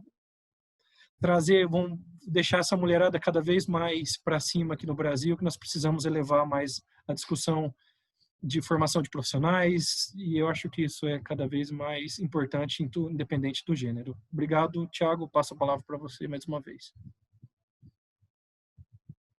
Obrigado, Bruno, pela apresentação. Obrigado, William, também para começar a fazer uma boa discussão. A gente dá para ficar aqui agora até meia-noite, se quiser, fazendo um monte de discussão com um monte de temas, né? Então eu vou ir aos poucos começando a colocar alguns pontos para a gente discutir, né? Esse ponto das mulheres na ciência também é bastante importante que você colocou, né? No laboratório, agora acho que eu só tenho aluna de pós-graduação, né? Então é importante destacar esse papel da mulher também na ciência. Então essa parte do evento também é bastante importante de ser destacado. Eu acho que um ponto que a gente pode começar a discutir é esse gap, né? Um pouco sobre... O Brasil tem muita tecnologia para desenvolver, né? E acho que essas tecnologias de dispositivos de custo baixo ou dispositivos para diagnóstico, que eu acho que vai ser um campo, como eu já destaquei no início, muito grande para essa parte científica, né? Como vocês enxergam um pouco de como essa parte de sensores, além do que vocês já mostraram, né? Como que o que falta um pouco para o mercado ter essa visão, né? Porque uma das coisas acho que me fez querer ter esse contato com, por exemplo, o pessoal da Nuremberg, da analítica, é justamente tentar estreitar esse laço indústria e academia, né? Que eu acho que a gente pode começar aí como um grande gap dessa discussão, né? Então, eu queria escutar um pouquinho de vocês, o que vocês acham dessa implementação de sensores e essa parte para ser aplicado, né? Então, não sei se o William quer começar, o Bruno quer começar, quem quer começar a discutir um pouquinho. Pode ser o William, falei bastante. Toma fôlego aí. Não, acho que esse é um ponto bastante importante, né? O Bruno destacou bastante na apresentação essa questão do transferir conhecimento em produtos tecnológicos. Realmente, na academia fazemos muita coisa extremamente interessante, extremamente relevante e que muitas vezes fica ali, apenas uma proposta, uma demonstração, mas que isso não ganha corpo, isso não vai para frente e se torna um produto tecnológico, né? E que auxilie realmente a retribuição para a sociedade, né?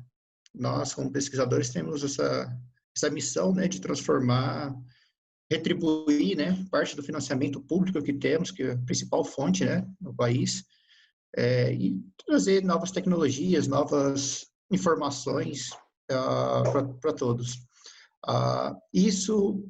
Dito isso, acho que assim, a questão desse contato empresa-universidade fora do país é algo que já é muito mais forte. Você percebe grandes companhias multinacionais que têm interesse, que nem como eu comentei na parte de wearable, o Thiago mostrou muito bem lá a questão do mercado tecnológico, acho que no terceiro, quarto slide dele, em que já alcança-se cifras de bilhões e projeções de cada vez aumentar mais, né? Porque é uma tendência, veio para ficar. Então, cada vez mais estamos conectados. Então, por que não aproveitar essa conexão, esse monitoramento que temos em termos de geolocalização e tudo mais, e integrar sensores, seja físicos, químicos. Então, essa parceria empresa-universidade, ela é difícil em vários aspectos. Em termos, a empresa quer um negócio pronto, produto final, muitas vezes. Ela não, e o Bruno comentou pontualmente, existe um tempo. Todo mundo quer tudo para agora. Então, nessa época, realmente a ciência teve um ganho, uma visibilidade. Olha, é eles que vão nos salvar, que vai fornecer os testes, vai fornecer a vacina, e tudo tem esse imediatismo. Só que tudo que é novo demanda tempo, conhecimento, estudos, formação de recursos humanos, e esse conhecimento não é do dia para a noite. Então, muitas vezes, quando você já tem um produto final, você já tem todo o estudo, tem toda a validação, o produto, esse processo, então, aí faz o patenteamento, que é bastante importante, né, o Bruno comentou, e dado isso, essa relação posterior de tipo, agora vamos caçar as empresas, vamos ter esse contato. Isso, antigamente, até hoje, na verdade, são poucos pesquisadores que tomam esse cuidado ainda, têm essa preocupação de tentar levar isso para frente, porque muitas das vezes a principal métrica ainda é artigo para a gente da academia, artigos, trabalhos, congressos, só que patentes, essa transformação em processos, a transferência tecnológica é muito importante, porque a partir dali a gente fecha o ciclo que o Bruno tinha comentado, de realmente começar agora a fazer dinheiro com isso, e isso retroalimenta, né, o sistema. Tendo mais dinheiro no laboratório, você faz mais pesquisa. Então, esse é um aspecto bastante importante. Eu acho que cada vez mais tem que ter essa interação com a empresa, ou seja nacional, seja internacional, para tentar tornar isso produtos, porque nós, acadêmicos, fazemos vários testes, mostra confiabilidade, mostra que é possível, mas não vai para frente, aquilo não se alavanca, né, para realmente proporcionar novas alternativas. Porque muitas das vezes, que nem o Bruno já comentou, os testes de baixo custo, eles têm limitações? Tem, é inerente. Uma coisa está relacionada à outra. O custo ser mais baixo, muitas vezes, também proporciona limitações em termos de aplicação.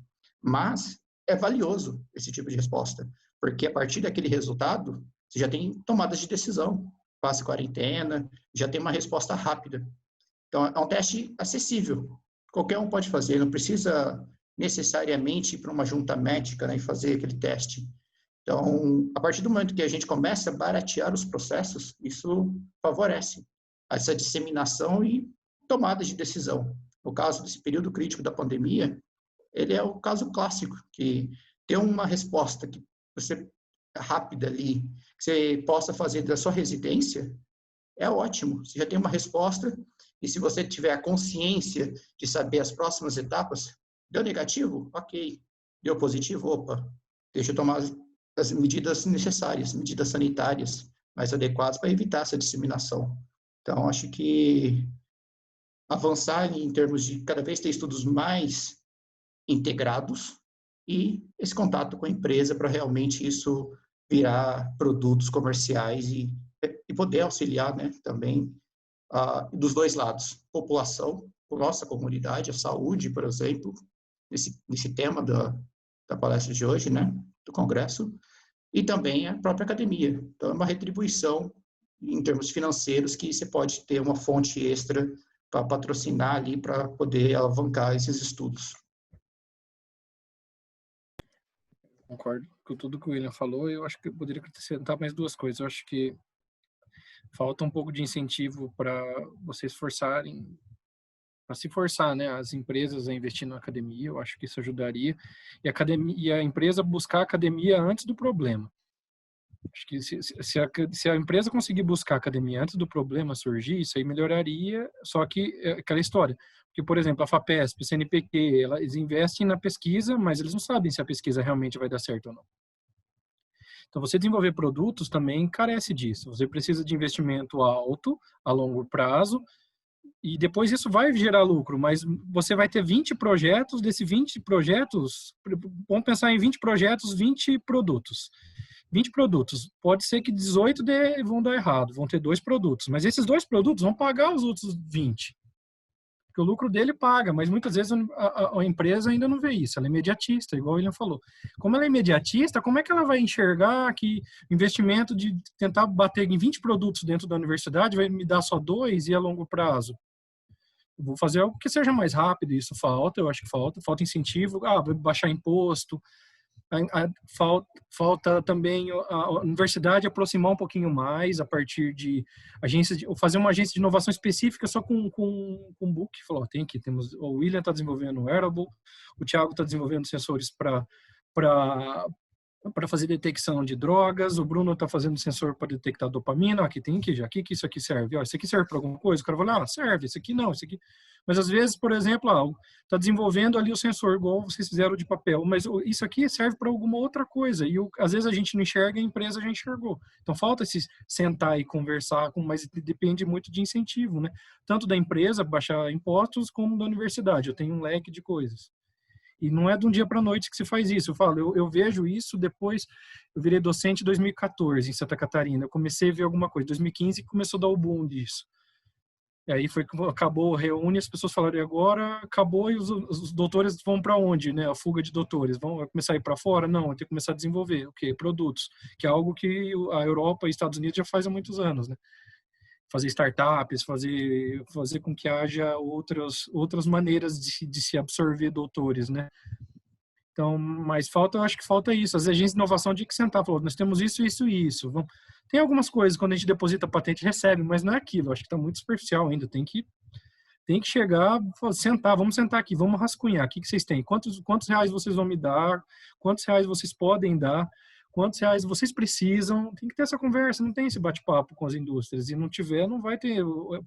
Parceria público-privada não vai acontecer e não vai demorar muito, isso que o William falou, não vai chegar, os produtos não vão chegar no mercado e não vai ter geração de lucro.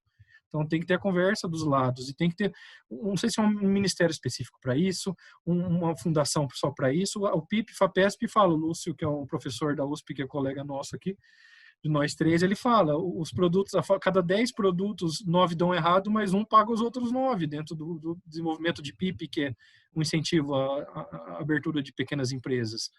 Deveria ter mais isso, sei lá, Natura produzir, colocando o nome aqui, mas não falando mal da Natura, mas Natura fazer uma incubadora assim, vou abraçar 10 universidades, quero desenvolver tantos produtos de tentar de PN, que produtos naturais. Talvez um saia e esse vai pagar todos os outros, entendeu? Mas falta sentar, falta incentivo dos dois lados, isso não é simples. Eu falar aqui no meu conforto do meu lar dentro da pandemia é fácil, né? Mas chegar e realmente ir para a linha de frente é algo que vai demorar um pouquinho. Mas eu tenho esperança, viu? Isso não é desanimar, não é para desanimar, mas é algo que a gente tem que ser crítico e tentar levar, né? Para tentar melhorar. Eu concordo com vocês, né? Depois vou aproveitar até para pegar umas perguntas que apareceram lá na lista, né? Mas eu acho que o caminho é por aí, né? Eu acho que a universidade em si também precisa encontrar um caminho para fazer essa aproximação. Eu acho que quando a gente compara muito, a gente tem muita tendência de comparar com algum país do primeiro mundo, por exemplo, Estados Unidos, Inglaterra, onde a universidade em si não é totalmente pública, ou às vezes é parcial, ou às vezes nem pública é. Então, acho que às vezes fica um pouco mais fácil de estabelecer parcerias não público-privada agora, mas uma parceria de uma instituição privada com outra, né? Então, isso ajuda muito o mecanismo para os outros países, né? Acho que a universidade também aqui no Brasil precisa começar a fazer com que essa aproximação também seja verdadeira, né? E isso acho que facilitaria muito essa aproximação, né? Que vocês fizeram um comentário quando eu estava falando da história das patentes, mas é um pouco do que eu sinto, né? A gente luta ainda muito contra a maré, né? E a gente tem alguns outros problemas em si, que também estão relacionados com algumas perguntas que já apareceram, mas eu já coloco ela para a gente discutir. Mas vocês tocaram em pontos que são... O William tocou num ponto também que é importante. E eu acho que hoje em dia as pessoas começaram a encontrar, a entender, ou a passar a tentar entender um pouco melhor, que é a história da confiança de um resultado, né? Porque, assim, existem sensores que vão ser muito confiáveis ou menos confiáveis, né? E o ponto não é o que você consegue fazer e qual a rapidez que você começa a tomar a decisão, né? Às vezes eu prefiro ter uma medida que não seja tão confiável, mas que pelo menos consegue me dar uma tomada de decisão um pouco mais rápida. Então isso é algo que a gente vai abrir mão nessa parte dessa discussão. E é um dos temas que a gente vai fazer aqui também, com relação nessa semana, com relação à confiança dos dados, né? O ponto importante, aí eu já vou puxar um gancho de uma pergunta que está lá, que já foi feita. O Josué fez uma pergunta, além de parabenizar a todos pelas apresentações. E acho que aí entra o ponto da próxima discussão que eu ia colocar, né? A gente trabalha numa área muito interdisciplinar. Se a gente pensar do ponto de vista também, pode ser que também seja culpa da universidade, às vezes, colocar a gente em ambientes totalmente não interdisciplinares, né? E a gente precisa de muita gente que trabalha em áreas... Deu uma cortada. Eu falei, todo mundo congelou. Então, o comentário tem a ver com justamente a universidade não forma muitos profissionais que são muito interdisciplinares, né? Então, ao passar do tempo, a gente tem que formar profissionais que são diferenciados. Estou pensando nessa parte do mercado em si, né? Então, onde a gente encontra um profissional que poderia rapidamente ser colocado nesse tipo de linha de pesquisa que a gente está trabalhando, né? Ou como vocês enxergam esse ponto de vista com relação à interdisciplinaridade nessas linhas de pesquisa? Quem quer começar? O William, Bruno? Posso falar? Não, acho que esse ponto é imprescindível, né? Cada vez mais todos os processos tendem a ser integrados. Então, a grande verdade é que a gente nunca faz nada sozinho. A gente depende de um ambiente de colaboração.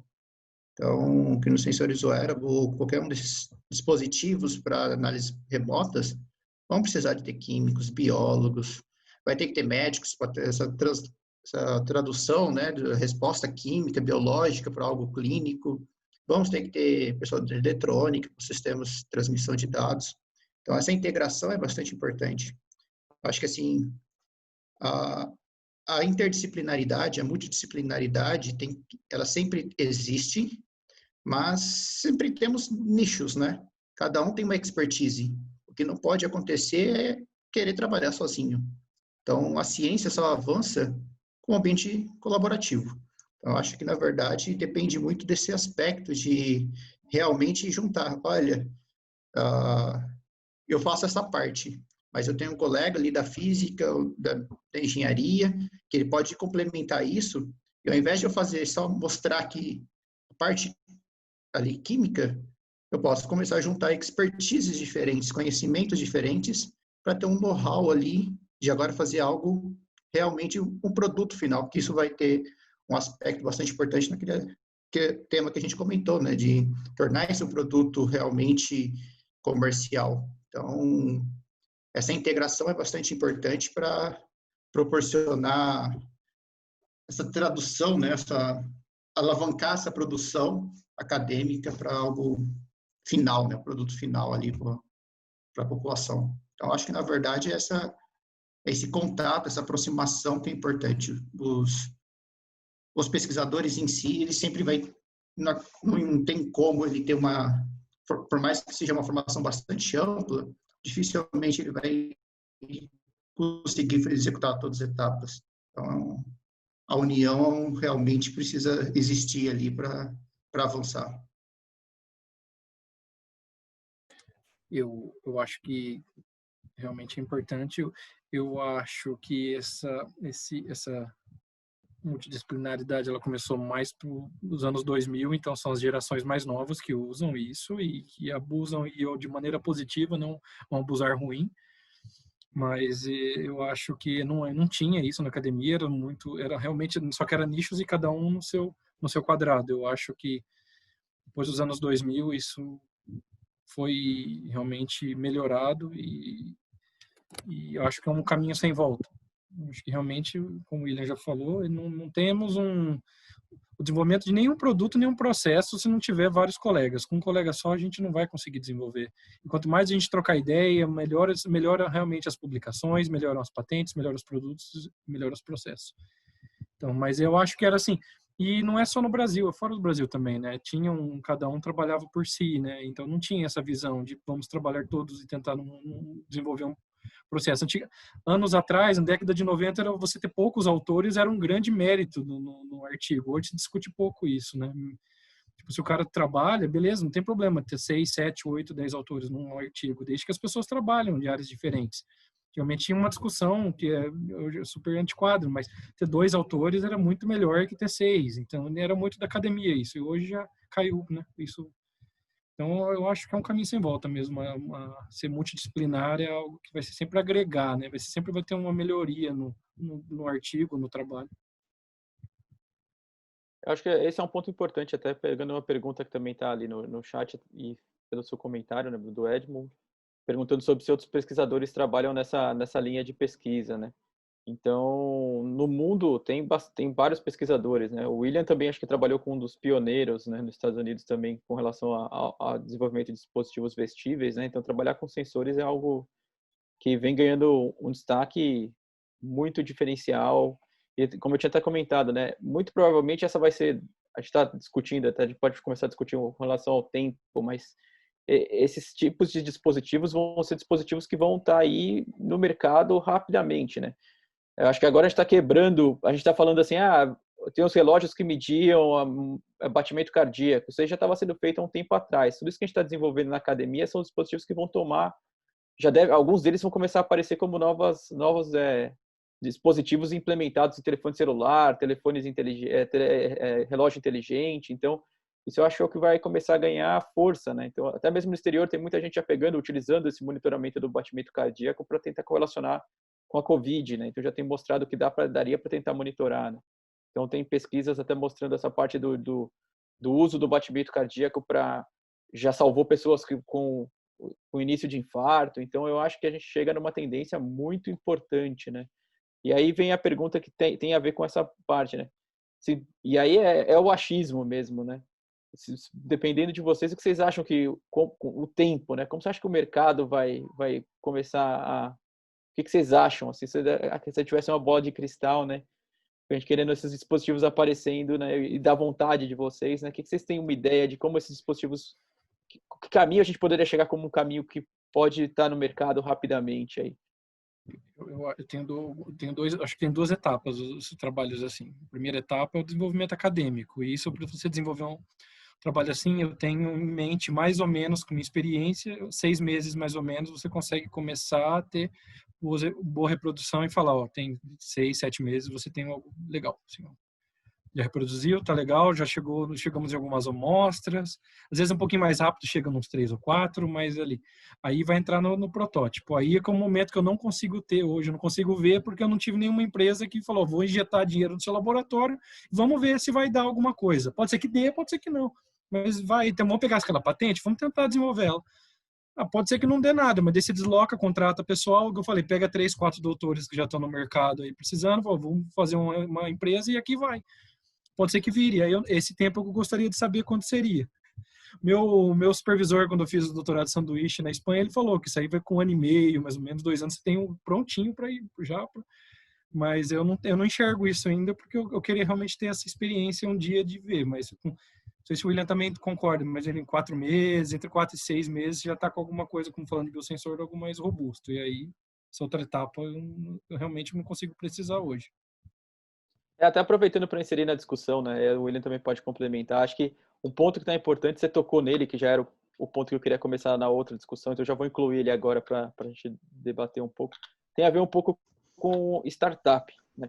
Eu acho que todo esse mercado, ou tudo isso que a gente vem trabalhando, tem a ver muito com um dia a gente conseguir fazer com que nossos estudantes tenham know-how, ou tenham coragem também um pouco para abrir novas empresas e tentar se meter nesse ramo, né? Eu acho que a gente pode começar também a aproveitar essa discussão. Não sei se o William quer já inserir essa discussão, mas dentro desse ponto. A startup, eu acho que é um ponto que vai revolucionar um pouco essa história, principalmente nessa parte de sensores, que é onde a gente não consegue chegar um pouco, né? Nós, como pesquisadores, ainda somos na universidade, somos limitados a não poder ter uma empresa, a não poder, ou participar de uma maneira que não seja da mais efetiva, né? Então, acho que essa ideia de chegar como uma startup, fazer com que formemos, ou acho que tem uma formação de recurso humano para chegar nesse tipo de mercado, pode ajudar bastante desse ponto de vista, né? Então, colocar para o William também ajudar na discussão.